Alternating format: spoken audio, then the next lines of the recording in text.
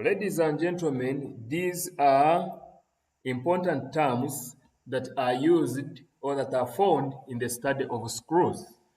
So we have what we call helix. Helix is the curve traced by a particle while describing a circular path at a uniform speed and advancing in the actual direction at a uniform rate. Or in other words, this is a curve traced by a particle while moving along a screw head. So you have your screw. This is the axis of advance. For example, if you're moving it in that direction. So now the path that is described by a particle that is moving, okay, actually along the rod that has either external threads or if it is inside the hollow rod that has internal threads. But as long as it is advancing actually, okay, at a uniform rate, it will describe a curve, okay, a curve, and that curve is going to be called a helix. So let me assume it starts from here, so it will be moving up. Let me draw it properly. It will be moving up, up. So this kind of a curve, as it is advancing actually along the road that has these threads, we call that curve a helix. Now the pitch is the distance from one point of a thread, the corresponding point on the next thread. So if it is having such threads like this, okay, it has moved from this point on the thread to a corresponding point on this next thread, then we shall say it has moved through a distance called pitch. It is the distance from one point of a thread to the corresponding point on the next thread. So this is a corresponding point on this thread, okay, from this thread to here. So the corresponding point to this point is this. And therefore the distance moved along here is what we are calling pitch. Pitch of the screw. Of course, is along the axis of the screw. This is the axis of the screw. The next point is what we call a lead. A lead is the distance through which a screw thread advances actually in one turn. So if in one turn, okay, a screw will advance, for example, in one turn.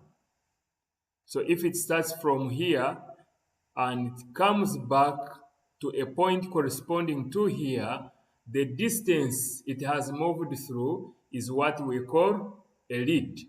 And that lead is actually equal to the number of threads times pitch. So if it has a number of threads n and it has pitch p, then lead can be n times p. In other words, if it has moved through maybe 5 threads, then we can say it will be 5 times p, whereby p is the pitch of this screw. Then depth of the thread. It is the distance between the top and bottom surfaces of a thread. Now, imagine you have a thread like this. I'm taking an example of a V thread. Maybe that is the next thread. Okay. So, the distance between this, the top, okay, the top of the thread and the bottom is what we are calling the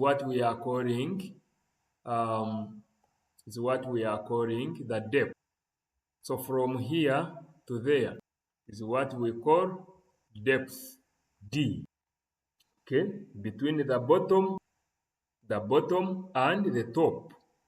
So if I draw my line here and measure from here to the bottom here, then I'll have obtained the depth of the thread. So let's proceed. We have what we call single-threaded screw. If the lead of a screw is equal to its pitch, then it is known as a single-threaded screw. In other words, if you have only one thread, okay, so L will be 1 times P, and this is the same as P. So we shall say it is a single-threaded screw if the lead of this screw is equal to its pitch. Now, if it is a multiple threaded screw, if it has more than one thread cut in one lead and the distance of a screw, then we shall know that this is known as a multi-threaded screw. So that's the one where you'll find that your lead is equal to N times P, whereby N is the number of threads in one pitch. So in a double-threaded screw, 2 threads are cut in one lead length. In such cases, all the threads run independently along the length of the rod. So mathematically, we have already seen that lead is equal to pitch times the number of threads. Now the slope of the thread, it is the inclination of the thread, okay, with the horizontal, and we say mathematically, okay, mathematically, we shall see that tan alpha is equal to NP divided by 2 pi r, or just NP divided by pi d.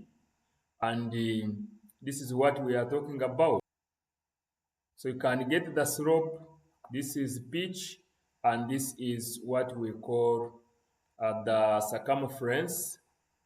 The circumference, or the circumference of the circle described when a screw moves through one revolution, and that will be equivalent to pi d. So pi d is the same as 2 pi r, because we know d is the same as d is equal to 2r, 2 times radius. And then you are able to determine the slope from here.